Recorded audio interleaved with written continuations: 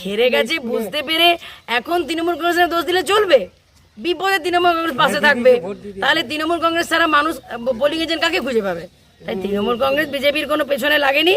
BJP CPM এর সংগঠনের জন্যেই বিজেপি প্রার্থীর বা যিনি বিজেপির বিদায়ী সাংসদ তিনি মানুষের পাশে থাকেননি, তাই মানুষ দূরে সরে গেছে, এই আর কি। তৃণমূল কংগ্রেস খুব ঠান্ডা মাথায় ভোট করছে, নইলে বিজেপি ভোট করতে পারতো না। তৃণমূল কংগ্রেস যদি বিজেপির অসভ্যতার পথ নিত তাহলে বিজেপি ভোট করতে পারতো না।